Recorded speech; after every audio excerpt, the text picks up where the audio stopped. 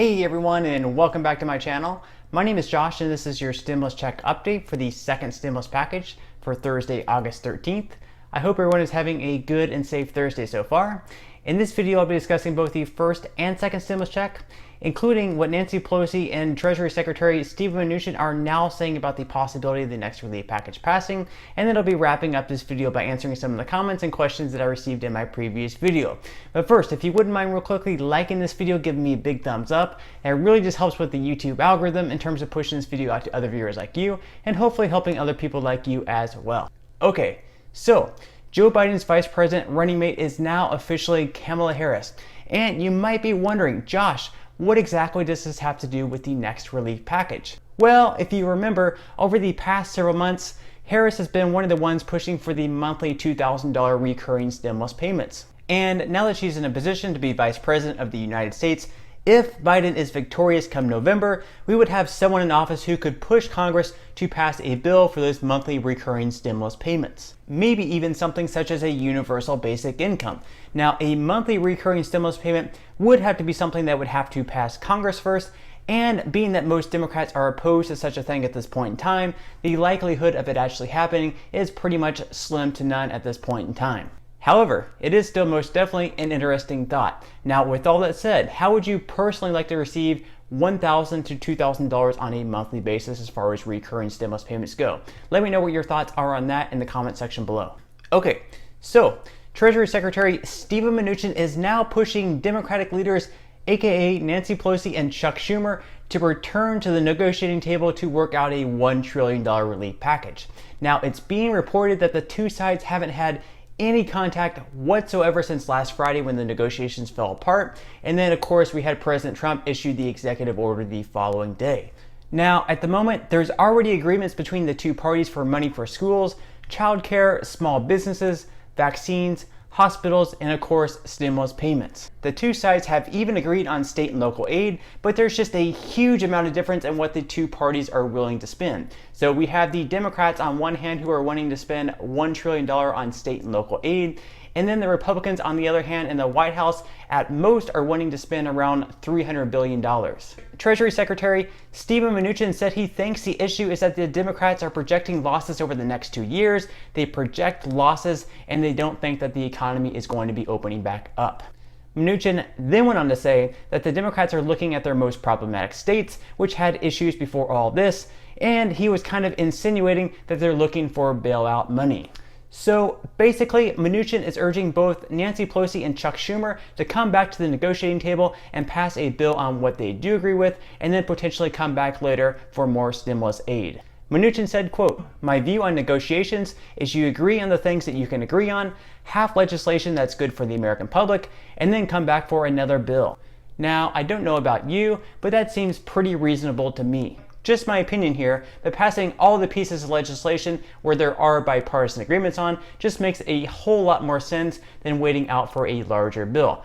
If they were to do that, we could potentially have a bill passed this week. That would mean more stimulus payments going out the following week, more nutritional assistance benefits, more funding for small businesses, a more long-term and stable unemployment benefit system in place, and so much more. I just can't see the benefits of holding out for a bigger bill outweighing the benefits of agreeing to a skinnier bill now, and I'm not just saying that because I'm supposedly pro-Republican or because I'm anti-Democrat.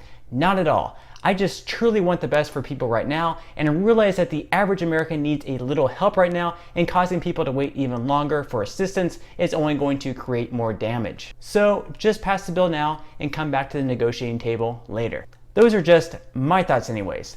With that said, let me know in the comment section below if you agree with me, and also let me know if you do think they should hold out, and I could perfectly understand if you have a different point of view from me as well.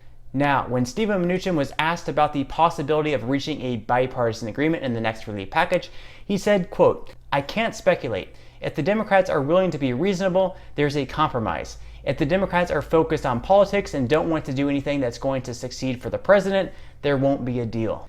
Nancy Pelosi, on the other hand, had a response that hit a bit closer to home. Pelosi was asked by reporters whether it's possible the two sides won't do anything on the next relief package until the September 30th government shutdown deadline. Pelosi responded with, "I hope not. No. People will die." That's definitely not anything any of us want to see. How about we get a deal done now and come back to do another bill later on if necessary? We don't have to do everything at once. Again, just my opinion. All right, so at this point in time, I'm just going to quickly discuss the timeline of the next round of stimulus checks because I know that's what a lot of people are here for. And even though it's set to be just a one-time $1,200 stimulus payment, it still certainly helps. Now, at this point in time, a second round of stimulus payments are a bipartisan issue between both the Republicans and the Democrats, and they both want to send another round of $1,200 stimulus checks to Americans. They even want to include those dependents over the age of 17, such as college students who were left out from receiving the stimulus payments in the first round. Now, as I mentioned before, they could easily pass one bill with one piece of legislation, that being a second round of stimulus payments this week. However, the only issue is Nancy Pelosi is holding out for a bigger package. But again, at some point, something has to give. The two sides almost have no choice but to agree over a bill over the next month. This game of chicken has to end. And when the game of chicken does end, Congress will finally be able to pass the bill, and Americans will be receiving the second stimulus payments we've all been waiting for on months on end to receive. Yes, I'm that optimistic about it. I truly do believe Congress will finally get their act together and get this bill passed. Now, I know I'll definitely get some comments asking, what exactly is the good news here? Congress is deadlocked and will never reach a deal. And to that, I say it's true. They are deadlocked, but that's now. I'm optimistic about the future. There is bad news all around us, and that's just the unfortunate reality. All it takes is turning on your television and you'll quickly be met with stories of bad news, doom and gloom and the such. There is so much political turmoil going on right now, so much hate, and that's why I choose to be optimistic and positive in our outlook of the future. I know there are good things to come for all of us, and I firmly believe Congress will finally get their act together, pass another relief package, which will give Americans the last bit of aid to get back on their feet, to strive towards the future. We can only go up from here. Okay, so at this point in time, I'm just going to go ahead and give a quick update on the first round of stimulus payments because unfortunately, like I mentioned in prior videos, there are still millions of Americans who haven't even received their first stimulus check, even though we may potentially be sending out another round of stimulus payments, hopefully in the next month or so, if Congress can finally get their act together and pass this next bill through. Okay, so if you haven't received your first stimulus payment, no worries, I know it's extremely frustrating. You've been waiting for several months, so you're probably thinking at this point in time that the IRS may have forgotten about you and you may never receive your stimulus payment. Well, there's been people waiting for several months, and each and every single week, the IRS sends out more and more direct deposits and more checks in the mail. So your time will eventually come. The IRS is slow, and I'm really sorry about that. But in the meantime, just continue checking the payment portal, and you will most definitely receive a payment date. Also, just another reminder, you can most definitely call the IRS about your first stimulus payment if you do have any questions. They may be of help. The number that you would want to call would be 1-800-919-9835. And the one thing that I do recommend is to try calling a little bit earlier in the morning just to avoid those long hold times.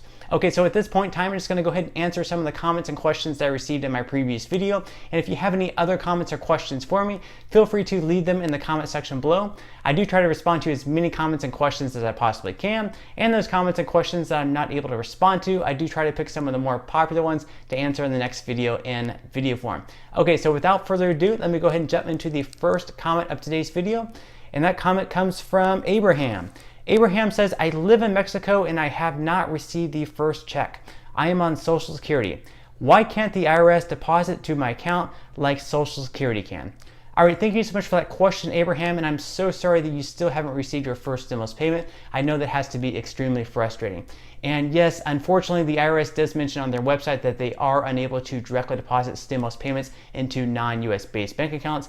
I don't know why they can't. It would seem that they would have the capabilities of doing so, but they claim that they can't. So unfortunately, it is going to take a little bit longer. They are going to have to be sending you a check in the mail. That's if you do have a non-US based bank account. Okay, so the next question of today's video is from Pam. Pam says, if you claim an elderly on your taxes, will they get a stimulus check in the second round? All right, thank you so much for that question, Pam. And yes, as far as dependents over the age of 17 go, they will receive a stimulus payment in the second round. Republicans want to give dependents over the age of 17 $500.